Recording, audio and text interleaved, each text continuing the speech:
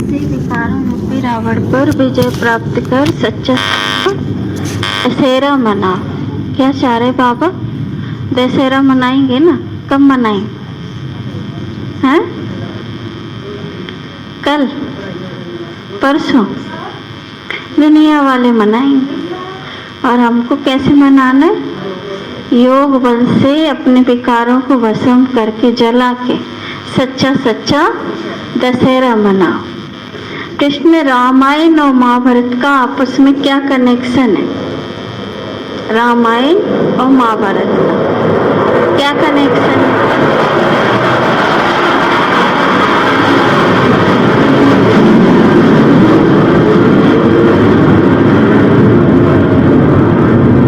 सबने रामायण सुने और महाभारत भी देखा, तो क्या कनेक्शन है आपस में? जोड़ रहे बाबा आज।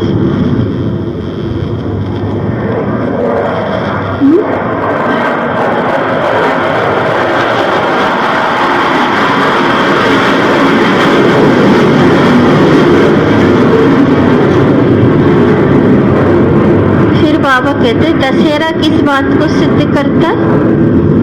रामायण और महाभारत का कनेक्शन बताओ। और दशहरा किस बात को सिद्ध करता है? हाँ? दशहरा होना माने रावण खत्म होना। दशहरा इसलिए मनाते कि दशमी को रावण खत्म हुआ, 10 सिर वाला, तो दुनिया में दशहरा मनाने लगे और सीताओं को छुटकारा मिलना। लेकिन दशहरा मनाने से तो रावण से छुटकारा मिलता नहीं। मिलता है? नहीं। जब महाभारत होता तब सब सीताओं को छुटकारा मिल जाता। सही है? ये कनेक्शन जोड़ रहे बाबा।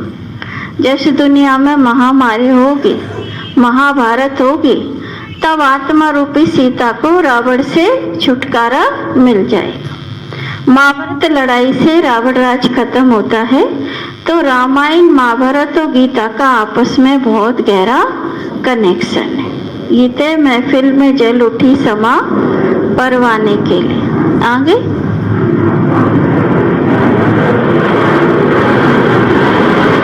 प्रीत बनी दुनिया में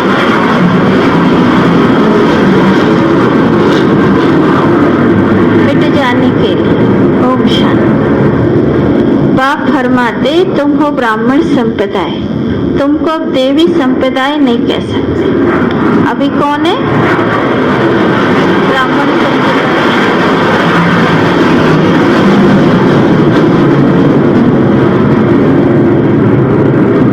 अभी देवी संप्रदाय नहीं कह सकते। अब तुम हो ब्राह्मण संप्रदाय, पीछे देवी संप्रदाय बनने वाले। ये जो रामायण है, आज दशहरे पर जैसे इनका रामायण पूरा होने वाला, परंतु पूरा होता नहीं। दोस्त बन गई वो हमारी, परंतु पूरा होता नहीं। अगर रावण मरता तो रामायण की कथा पूरी होना चाहिए ना। एक बार रावण जला दिया, अब बार बार क्यों जला रहे? रावण तो मर गया। अब जो एक बार जला दिया जाता उसे बार बार जलाते। जो दशहरा मनाते उनसे पूछना चाहिए कि एक बार किसी को जला देते तो बार बार क्यों जलाते? तो वो खुद ही बताएंगे कि मरा नहीं है ना रावण। तो बाबा कहते परंतु पूरा होता नहीं। अगर रावण मरता तो रामायण की कथा पूरी होना चाहिए, परंतु होती नहीं। छुटकारा होता महाभारत से। दिखाया स्पष्ट महाभारत। केवल 5 पांडव बचे और सारे कौरव पांडव सब मर गए थे। तो छुटकारा दुनिया में कैसे मिलेगा? महाभारत युद्ध से। अब ये समझने की बात है, रामायण क्या है और महाभारत क्या है। दुनिया तो इन बातों को जानती नहीं। रामायण महाभारत दोनों का कनेक्शन है। राम आएंगे, परमात्मा राम आएंगे और रावण का विनाश करें, ये ज्ञान है। लेकिन कैसे करेंगे? जब कौरव पांडव आपस में लड़ेंगे। रामायण महाभारत दोनों का कनेक्शन है। महाभारत लड़ाई से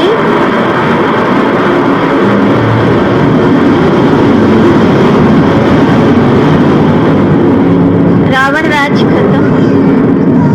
फिर ये दशहरा आदि मनाने का नहीं। गीता अथवा महाभारत भी है रावण राज को खत्म करने वाला। गीता ज्ञान, महाभारत का ज्ञान रावण राज को खत्म करने वाला। अभी तो टाइम है, तैयारी भी हो रही। वह है हिंसक, तुम्हारी है अहिंसक, तुम्हारी है गीता। तुम गीता का ज्ञान सुनते, उससे क्या होने का है? अभी क्या सुन रहे? हाँ, गीता का ज्ञान, उससे क्या होगा? महाभारत होगा। गीता का ज्ञान क्या सुना? महाभारत युद्ध लड़ने के लिए। अभी गीता का ज्ञान हमको आत्मबल जागृत कर रहा है। इससे निकट भविष्य में जो महाभारत होगा उसको हम साक्षी होकर देख पाए, इसीलिए तो सुनाया था ना गीता ज्ञान। रावण राज खलास होने का है। भल रावण को मारते, परंतु राम राज होता नहीं। अब रावण और रामायण और महाभारत है ना, तो महाभारत है रावण को खलास करने के लिए, महाभारत है रावण को मारने के लिए, ना कि रामायण। ये बड़ी गोई समझने की बात है, इसमें विशाल बुद्धि चाहिए। बाप समझाते महाभारत लड़ाई से रावण राज खत्म होता, ऐसे नहीं सिर्फ रावण को मारने से रावण राज खत्म होता।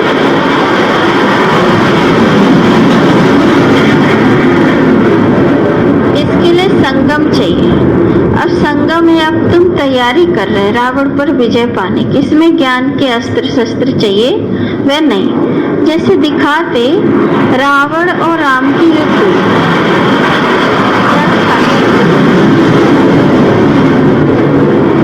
रावण और राम की युद्ध हुई, तो एक बार युद्ध हुई और रावण मर गया। अब हर बार लीला दिखाएंगे, युद्ध दिखाएंगे और रावण को जलाएंगे, ये क्या है? नाटक नहीं। तो बाबा कहते हैं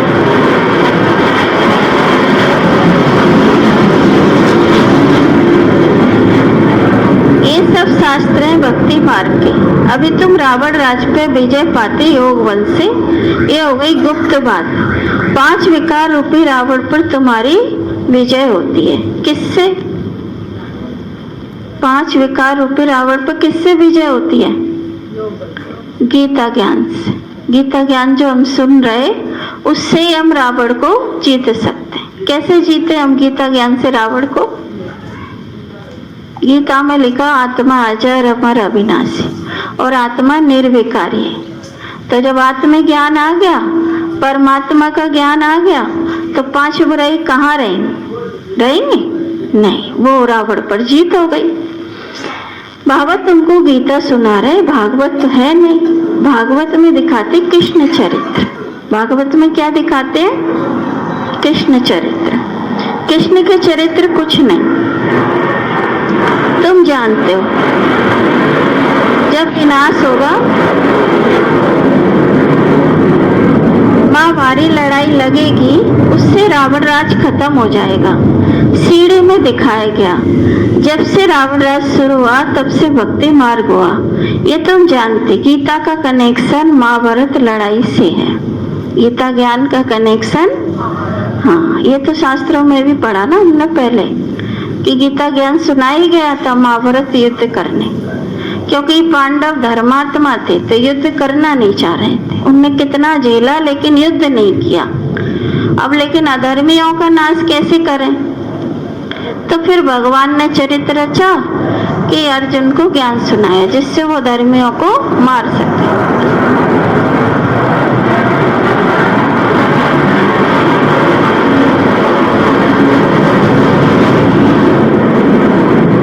तब से भक्ति मार्ग शुरू हुआ।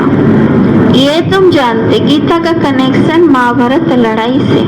सुना, हमको बाबा संगम पर गीता ज्ञान सुनाए। कौरव अंदर जो बैठे ना विकार, उनसे युद्ध करना सिखाए।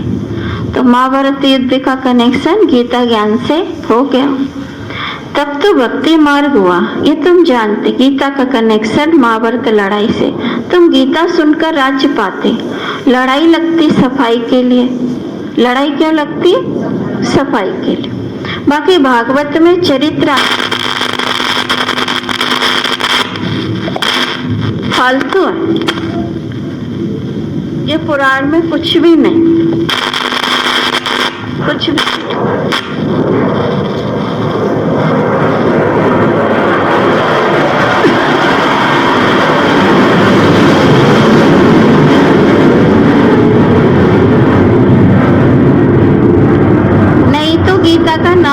ऊंचे शिव पुराण, शिव बाबा बैठ ज्ञान देते, सबसे ऊंची गीता। गीता सब शास्त्रों में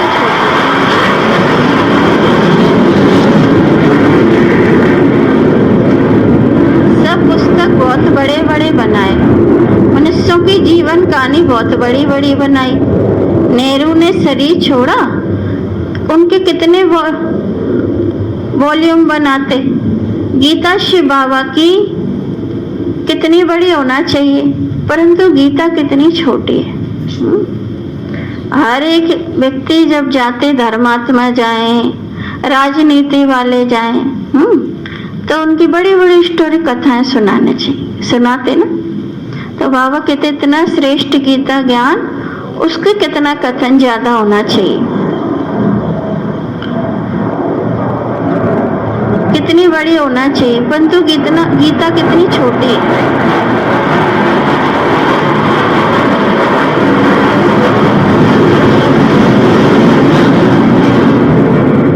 क्योंकि बाप सुनाते एक बात, मुझे याद करो तो विकर्म विनाश होंगे, चक्र को समझो बस।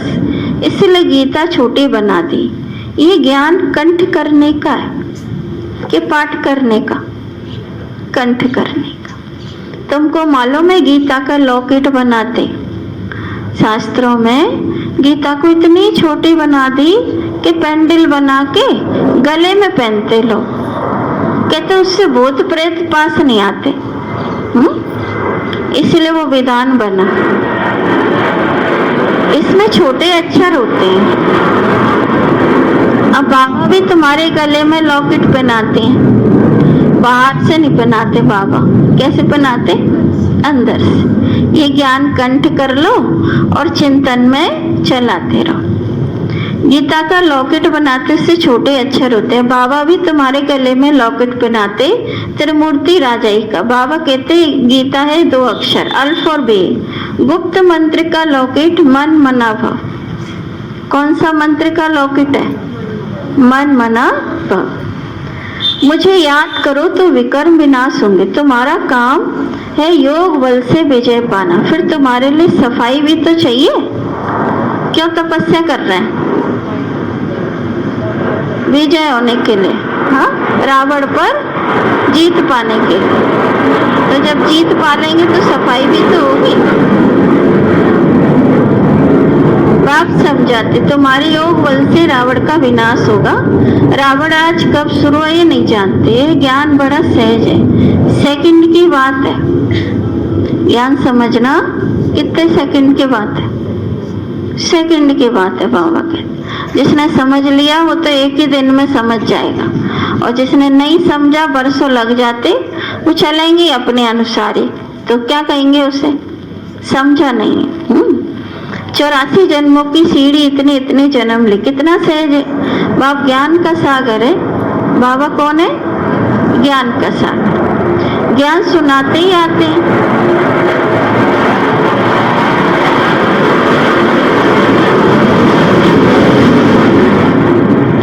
तुम सब मुरली के कागज इकट्ठे करो तो ढेर हो जाएंगे।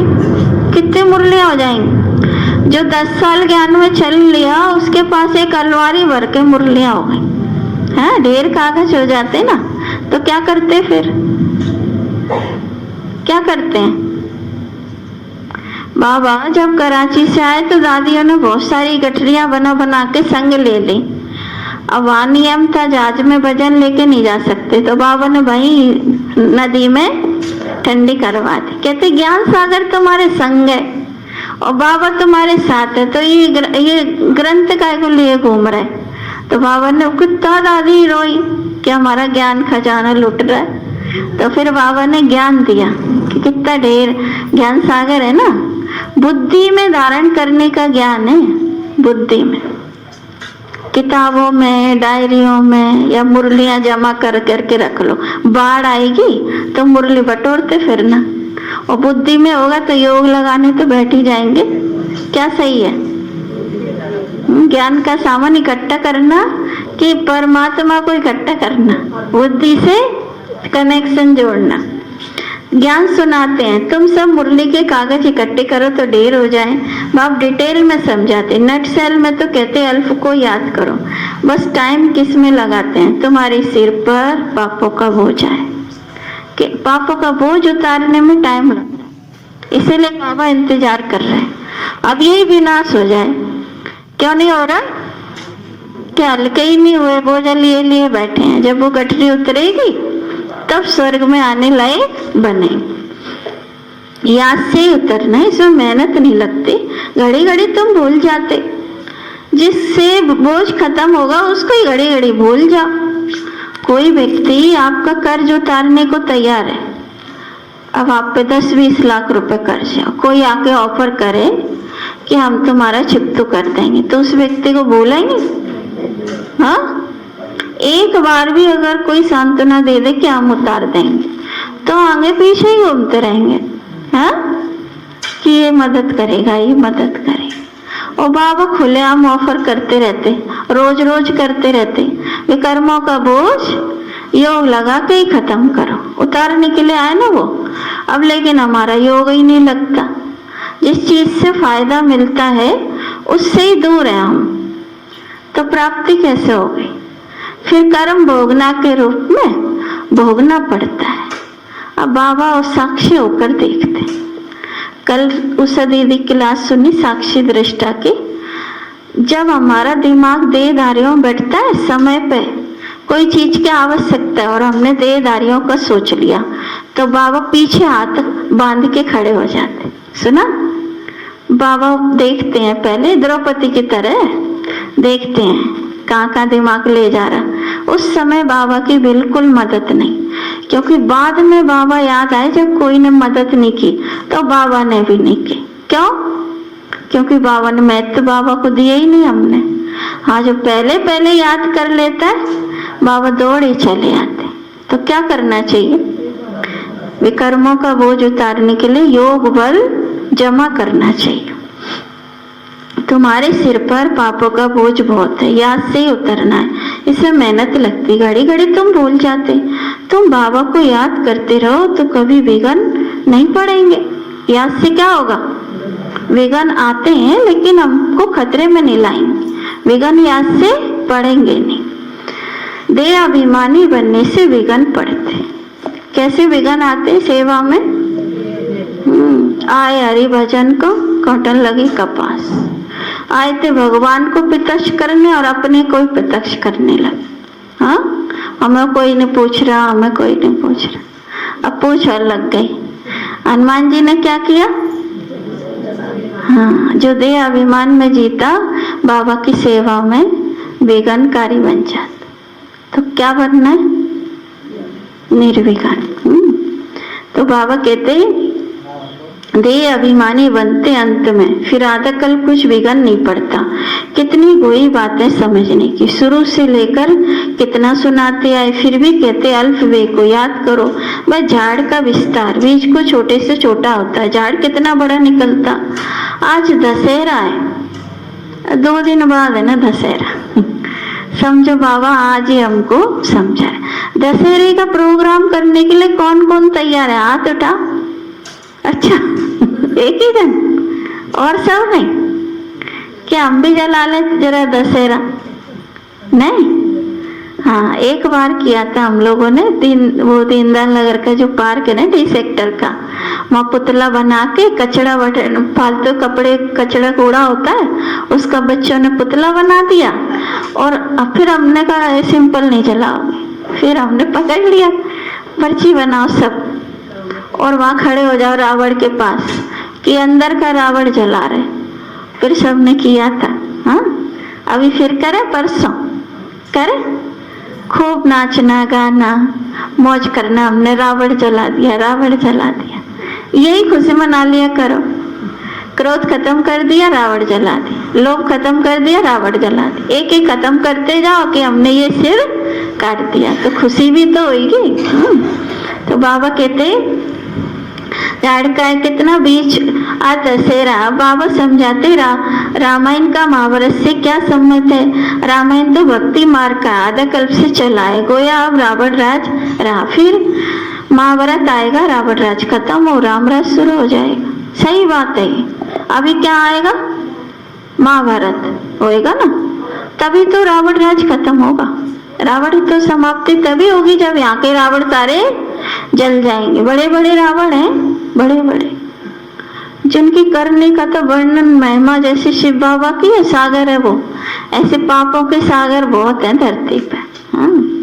धर्म कर्म भूल गया बे, रावण को जलाने के लिए महाभारत होएगा नहीं। पापी का अंत करने राम ने जन्म लिया था। परमात्मा राम इसलिए आए थे कि सृष्टि का परिवर्तन करेंगे और वो मुनादी कर करके देवी देवता को ढूंढ के योग सिखा देंगे जिससे वो सेफ हो जाए। तो बाबा कहते रामायण महाभारत से क्या संबंध है? रामायण तो भक्ति मार्ग का आधा कल्प से चला है, अब रावण राज चल रहा है। फिर महाभारत आएगा तो रावण राज खत्म और राम राज शुरू हो जाएगा। रामायण और महाभारत में क्या फर्क है? राम राज की स्थापना, रावण राज का विनाश होने का। गीता सुनकर तुम विश्व का मालिक बनने लायक बनते। गीता और महाभारत भी है अभी के लिए, रावण राज खत्म होने के लिए। बाकी उन्होंने जो लड़ाई दिखाई वह रोंग है। लड़ाई है 5 विकारों पे जीत पाने की। तुमको गीता के 2 अक्षर सुनाते, मन मना भव मध्याजी भव। गीता के शुरू में और अंत में 2 अक्षर आते। बच्चे समझते हैं बरोबर गीता का एपिसोड चल रहा है, परंतु किसको कहेंगे तो कहेंगे कृष्ण कहाँ है। अगर हम कहें गीता का एपिसोड चल रहा तो वो पूछेंगे कृष्ण जी कहाँ है, बताएंगे? कहेंगे सूक्ष्मवतन में। यहाँ तक पहुंचने के लिए पहले 7 दिन का कोर्स कराते। कईयों को 2-3 दिन में ही पूरा ज्ञान समझ में आ जाता। फिर जब उन्हें सूक्ष्मवतन का रहस्य क्लियर करते ना तो वो समझ जाते। हाँ दीदी, ऐसे बोलते हमसे। अभी हमने एक भाई को कोर्स कराया, वो कहते हाँ दीदी ये सही बात है। क्या सही बात है? यहाँ पाप बढ़ेंगे, बुराई होगी, तब भगवान कैसे दूसरों को साक्षात्कार कराते। एक बार हमने समझा, शंकर जी कोई है नहीं, गणेश जी कोई है नहीं, हनुमान जी कोई है नहीं, जो भी है परम पिता परमात्मा है। तो फिर इन सबको साक्षात्कार कराते वो सूक्ष्मवतन वाले ब्रह्मा बाबा। कौन बोल रहा है? जिसने 4 दिन कोर्स कर ली। सुना? तो जो अंत समय आएगा तो वैसे भी ज्ञान सबको समझ में आ जाएगा। अब वो प्रजा में चले जाएंगे। ज्ञान समझ में आए, लेकिन आए तो अंत, तो पुरुषार्थ ज्यादा कुछ किया नहीं। कोई 9 दिन का उपवास रखता, कोई 1 दिन का। महत्व किसका ज्यादा है? 9 दिन वाले का है। तो जो वर्षों से धारणा मुहूर्त है उन्हें पद मिलेगा और अंत में समझ तो जाएंगे ज्ञान, लेकिन उनके पास समय नहीं, वो भगवान से मिलन ही नहीं कर पाएंगे, तो फिर प्रजा में आ जाएंगे, ये अंतर आ जाएगा। तो बाबा कहते कोई नहीं जानता है रामायण क्या है, महाभारत क्या। महाभारत लड़ाई के बाद ही स्वर्ग के द्वार खुलते, परंतु मनुष्य समझेंगे नहीं, इसलिए तुम परिचय बाप का दो। बाप कहते मामेकम याद करो। वह सारी दुनिया के लिए कहते, एक गीता को ही खंडन किया। गीता का सभी भाषाओं में प्रचार है। तुम्हारे राज्य में भाषा एक होगी। कहाँ पे? सत्ययुग में। माँ कोई शास्त्र पुस्तक आदि नहीं होगी। और ऐसे आज की हिंदी थोड़ी होगी, आप कोई गांव की भाषा बोलते, आप कोई गांव की भाषा बोलते, ऐसा होएगा? बिहारी, गुजराती, महाराष्ट्रियन नहीं, सबकी शुद्ध हिंदी होगी, रॉयल भाषा होगी सत्ययुग की। माँ भक्ति मार्ग की कोई बात नहीं रहती। भारत का तैलुकी रामायण महाभारत तो गीता से। भगवान तो बच्चों को गीता सुनाते जिससे तुम स्वर्ग के मालिक बने। महाभारत लड़ाई जरूर लगी, गीता ज्ञान से महाभारत लड़ाई लगी।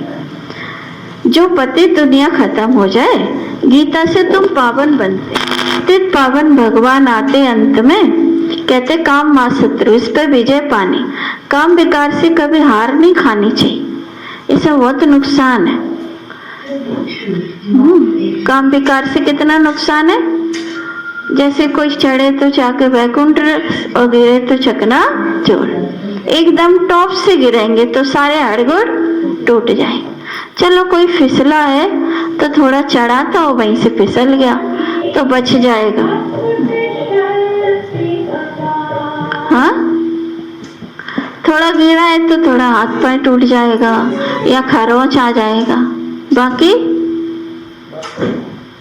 मरते नहीं। लेकिन अशुद्धि एक ऐसा विकार है जो सर्वनाश करता है। सुना?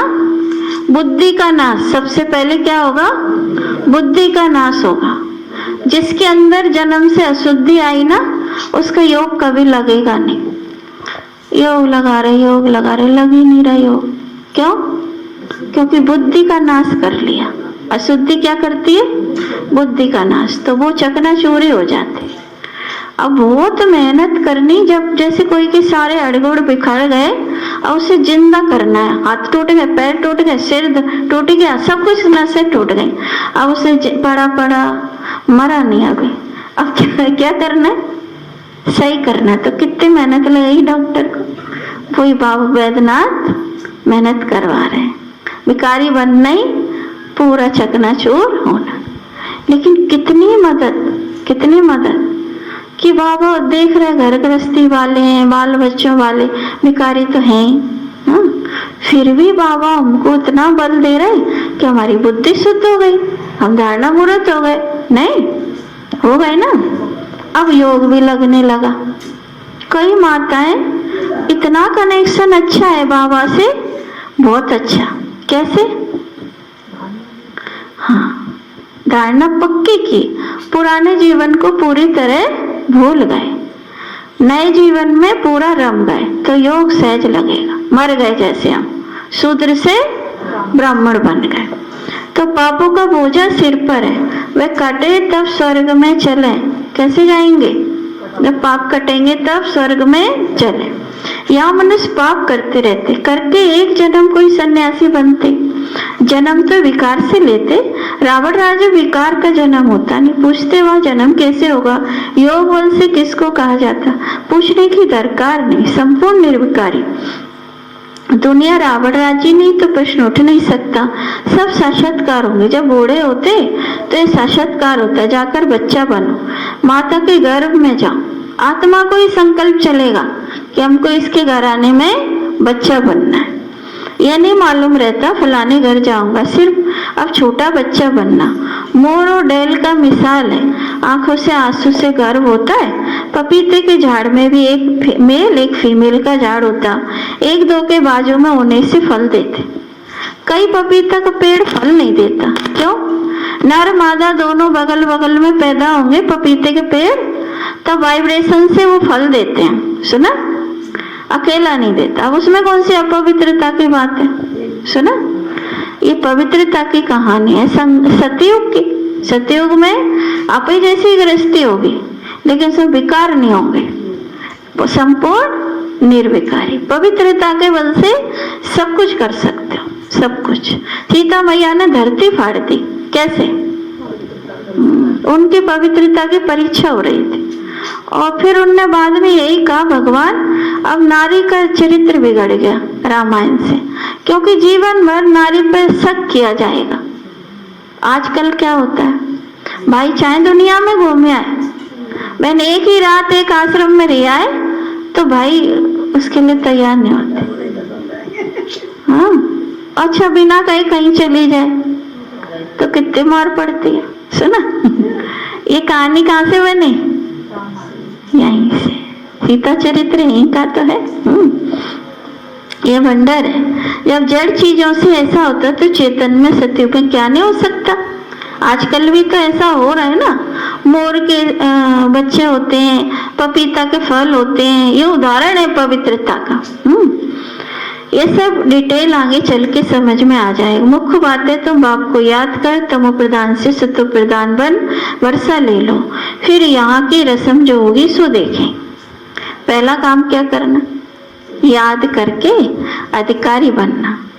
जो आगे होएगा बाबा देख लें, पहले तो हम याद तो करें।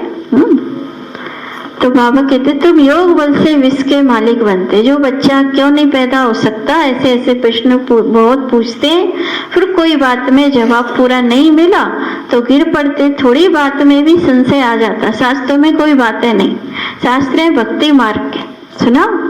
लेकिन जो पक्के निश्चय बुद्धि है, उनकी कथा अगर हम सुनाए एक एक की, तो सारी रामायण यही हो जाए। सुना? एक भाई है सिंगरौली के और मैनेजर है बैंक में, वो उसमें परियोजना है ना, वहाँ पे प्रोजेक्ट एरिया है, ऊर्जा राजधानी है सिंगरौली, वहाँ के मैनेजर है वो एक कंपनी के बीना परियोजना के। ज्ञान मिला छोटी उम्र में, शादी हुए 3 महीने हुए, ज्ञान समझ में आ गया पूरा। स्त्री को भी ज्ञान समझ में आ गया। लेकिन आगे चल के बड़ा पेपर आया, माताओं को लोग कोसते हैं, बच्चे नहीं हुए बच्चे नहीं हुए, हाँ, तो वही पेपर बन के आ गए। बढ़िया, हम खुद ही क्लास कराने गए।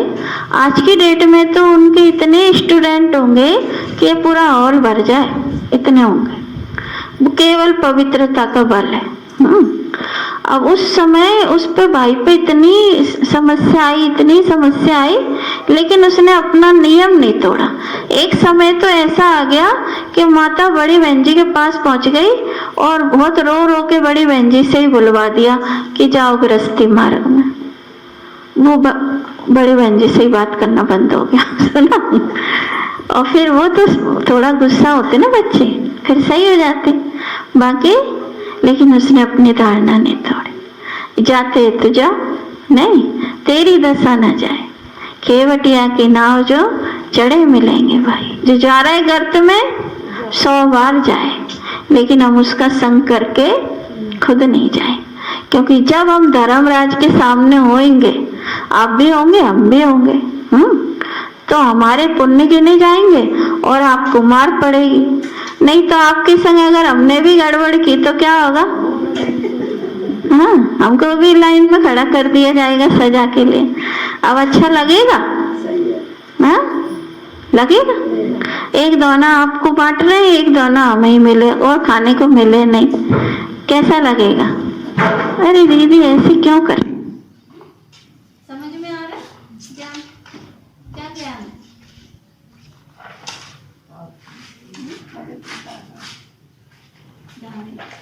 मूल है, 2 दिन से बाबा कह रहे पवित्रता। ज्ञान क्या है? पवित्रता उन्नति का साधन है ज्ञान। यहाँ नवीनता पवित्रता। अगर ज्ञान समझ के हमें आता है लेकिन धारणा मुहूर्त नहीं, तो आपकी उन्नति कभी हो नहीं। ये तो स्पष्ट है।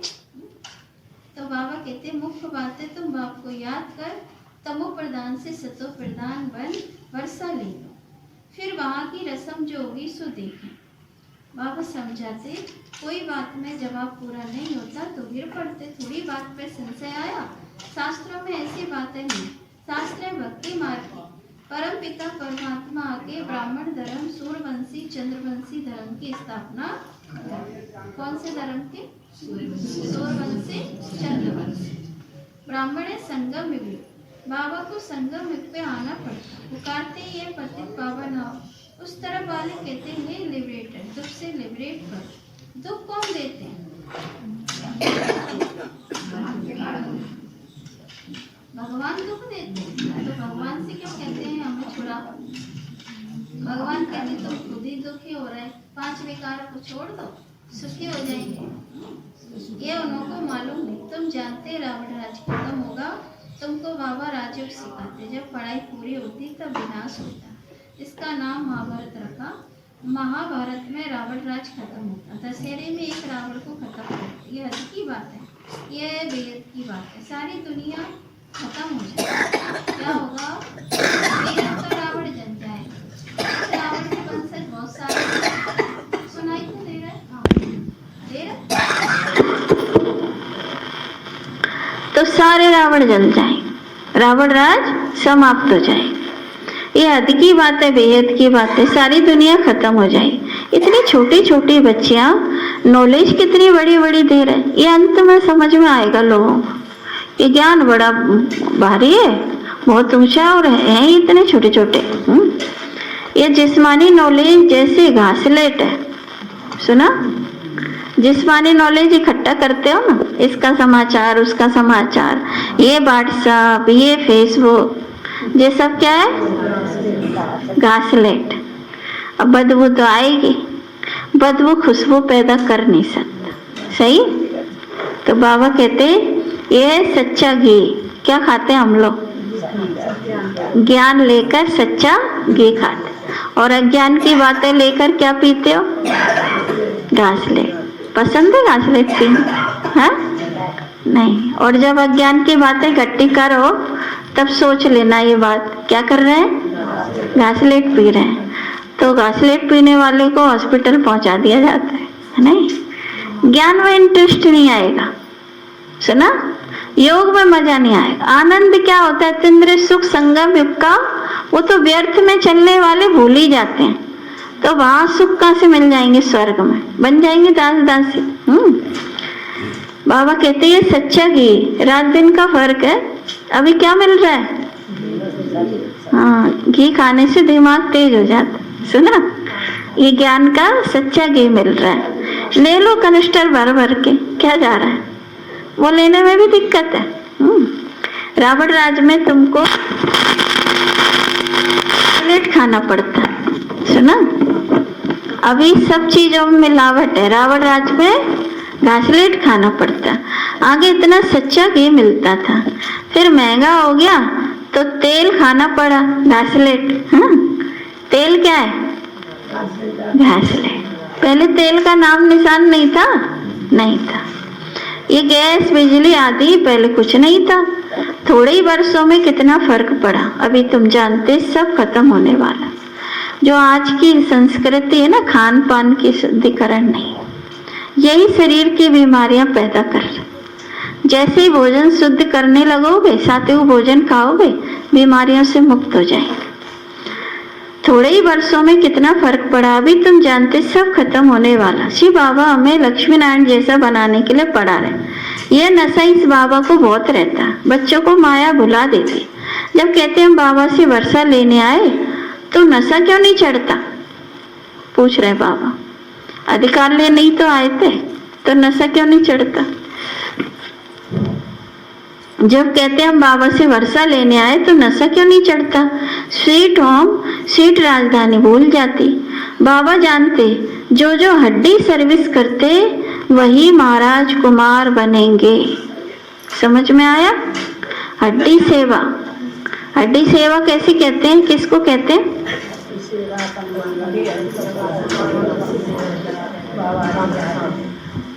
हड्डी निकाल के लगा दो, वज्र बना लो, नहीं।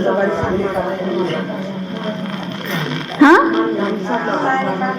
अब एक उदाहरण हम देते, अपना देते। बहुत छोटे थे उस समय, और साधु बाबा बने एक कोने में बैठे रहते, काम तो करते नहीं थे, खाना ही नहीं खाते थे हम। फिर ज्ञान में आए तो बहुत चेंज हुआ, बहुत काम बहुत करना पड़ता है यहाँ, और छोटे हो तो ज्यादा करना पड़ता है, सुनो। अब बहन जी गई पार्टी लेकर मधुबन, अब बड़े बड़े कार्टून भर के लाए किताबों के, क्योंकि पहले कम जाना होता था तो इकट्ठा सामान लाते। सामान जो बाबा के बच्चों का होता है, किताबें हुई, ये ग्लोब वगैरह, बहुत सारा सामान था। अब ट्रेन आ रही थी दूसरे से तीसरे प्लेटफॉर्म पे, अब अकेले हम और बहन जी। तो बहन जी भी एक दो बैग उठा रही, लेकिन हमको अच्छा नहीं लग रहा। फिर हमने कहा हम दौड़ दौड़ के आपको दिखाएंगे, दौड़ दौड़ के दिखाएंगे। छोटे छोटे में तो अथाह एनर्जी होती, और ज्ञान का नशा चढ़ा हो तो डबल चार्ज, डबल फोर्स काम करता है। उस समय तो यही भान नहीं था कि हम कैसे हैं, ये भान था भगवान हमारे साथ है। वो एनर्जी अभी सोचते आज की जनता को देखकर, आधे भी नहीं है वो तो। अब एक कार्टून इतना भारी था, इतना भारी था कि भाई भी उठाएंगे ना तो कहेंगे भारी है, सुना। अब हमारी तो हाथ छोटे छोटे हैं, तो हमने ऐसे अपना हाथ फंसा लिया। अब सीढ़ियों पे जब चढ़ रहे हैं तो हमारी ये बीच वाली उंगली पूरी टेढ़ी हो गई। अब हमने कहा टूट गई तो टूट जाए, क्या दिक्कत है, लेकिन हम ये कार्टून मिस नहीं करेंगे और ट्रेन छूटने नहीं देंगे। अब टेढ़ी टेढ़ी उंगली, उसमें दर्द हो रहा है, भान पहले खो दिया था हमने तो, फिर भी हम उसको ऐसे ही ले गए, ऐसे ही पकड़ के। अब एक थैला है और एक कार्टून है, और जैसे तैसे हमने, नानी याद आ गई हमको, ट्रेन में पहुंचा दिया। अब लेकिन जैसे ही ट्रेन में पहुंचे हम सोचिए हमारा प्लास्टर चढ़ेगा ये उंगली में, क्योंकि वो हालत उस समय वही थी। जैसे ही हम ट्रेन में कार्टून रखे धक्का दिया तो वो यही हाथ से धक्का दिया, हमने कहा टूटता है तो टूट जाता है। अब उतने में वो हमारी उंगली सही हो गई। सुना, कहाँ दर्द गया, कहाँ क्या हुआ पता ही नहीं है, आज तक पता नहीं। ये क्या है, अपनी हड्डियों की चिंता ना करे और सेवा करे। तब बाबा कहते हड्डी हड्डी सुहा करो, संकल्प, सांस, समय, शक्ति सब ईश्वर अर्थ लगा दो। फिर क्यों नहीं महाराज कुमार बनेंगे, नहीं बनेंगे। लेकिन हम संकल्प भी बिखरे पड़े, शक्ति को जमा करके ऐसे हो रहे हैं बढ़िया खा पी के भगवान के घर का, लेकिन काम नहीं कर सकते। तो वहां क्या बनेंगे जाके? हाँ, अब समझ लो, आप खुद ही बोल देते। ये संस्कार यहाँ नहीं होना चाहिए। कईयों की होती है सेवा का नाम सुनेंगे से गायब हो जाएंगे, कई 2 घंटे 4 घंटे, दीदी ने कहा 1 घंटे तो 3 घंटे एक्स्ट्रा लग गए तो तैयार है उसके लिए। ये हड्डी सेवा। बाबा वो देख रहा होता है कि बच्चा कैसे सेवा कर रहा है, दिल से कर रहा है, तो दिल से सेवा क्या हो गई? हड्डी सेवा। प्राप्ति उसी समय निर्धारित हो जाती, प्राप्ति निर्धारित हो जाती। यहाँ भी महाराज कुमार बन के ही रहोगे, यहाँ का कोई कमी। और सतयुग में भी बाबा कहते शिवा बच्चों को माया भुला देती है। हम बाबा से वर्षा लेते, नशा होना चाहिए, स्वीट होम स्वीट राजधानी भूल जाती। बाबा कहते जो जो हड्डी सर्विस करते वही महाराज कुमार बने। तुमको नशा क्यों नहीं रहता? क्योंकि याद में नहीं रहते, सर्विस पूरा तत्पर नहीं। कभी तो सर्विस में उछल पड़ते, कभी ठंडे हो जाते हैं। ये एक अपने से पूछो, हर एक अपने से पूछो, ऐसा होता है? ऐसा होता है? कभी कभी भूलें भी हो जाती। इसलिए बाबा कहते जवान बड़ी मीठी चाहिए, सबको राजी करना है, किसको आवेश ना आए। बाप कितना प्यार का सागर। अब गौ कोष बंद कराने के लिए कितना माथा मारते। बाबा कहते सबसे बड़ा कोष है काम कटारी चलाना। पहले तो ये बंद करो, बाकी वे कोई बंद होने का नहीं। कितना माथा मारते, काम कटारी दोनों को नहीं चलाना चाहिए। काम मनुष्यों की बात, काम बाप की बात। जो काम विकार को जीतेंगे वही पवित्र दुनिया के मालिक बने। अच्छा, मीठे मीठे सिकिलदे बच्चों प्रति माता पिता बाप दादा का याद प्यार और गुड मॉर्निंग। रूहानी बाप की, रूहानी बच्चों को नमस्ते। हम रूहानी बच्चों की रूहानी बाप दादा को याद प्यार गुड मॉर्निंग नमस्ते नमस्ते। सार है बाप समान प्यार का सागर बनना, कभी भी आवेश में नहीं आना। आवेश में आके सर्वनाश करते हैं अपना, नहीं। जिस क्षण क्रोध करते हैं उस समय हमारी कई सारी शक्तियां नष्ट हो जाती, योग बल नष्ट हो जाता है। तो बाबा सावधानी दे रहे, अपनी जबान बड़ी मीठी रखनी, सबको राजी करना। दूसरा हड्डी सर्विस करनी। हाँ, जो सेवा मिले दम पूरे 20 नाकुलों से कर लो, तो वो हो गई जिगरी सेवा, हड्डी सेवा। नशे में रहना कि ये पुराना शरीर छोड़ जाके प्रिंस प्रिंसेस बने। कहते हैं दुनिया में कि जानवरों की तो खाल भी काम आ जाती है, मनुष्यों की तो चमड़ी भी काम नहीं आती। तो जीते जी लगा दो सेवा में तो काम आ जाएगी और चमड़ी के रोग से बच जाएंगे। नहीं, सही है। धन लगाओगे सेवा में निरोगी बनो, धन लगाओगे धनवान बनो, मन लगाओगे मन से सेवा होती रहेगी, शक्तिशाली मन बनेगा, संकल्प सिद्धि प्राप्त हो जाएगी। तीनों की बेनिफिट है। अब आप सोच लो क्या चाहिए आपको? तीनों ही चाहिए ना। बुद्धि भी अच्छी चाहिए, अपार संपत्ति भी चाहिए और निरोगी काया भी चाहिए। चाहिए सब कुछ, करेंगे कुछ नहीं तो कहाँ से मिल जाएगा? बाबा कहते हैं हड्डी सर्विस करनी, नशे में रहना, अब पुराना शरीर छोड़ जाके प्रिंस प्रिंसेस बने। सरदार सेवा की लगन द्वारा लौकिक का अलौकिक प्रवृत्ति में परिवर्तन करने वाले निरंतर सेवाधारी भाव। सेवा की लगन द्वारा लौकिक को भी अलौकिक प्रवृत्ति में परिवर्तन कर दो। लौकिक में रहते भी आपको लगे नहीं हम लौकिक में रह रहे हैं, बाबा की सेवा कर रहे हैं।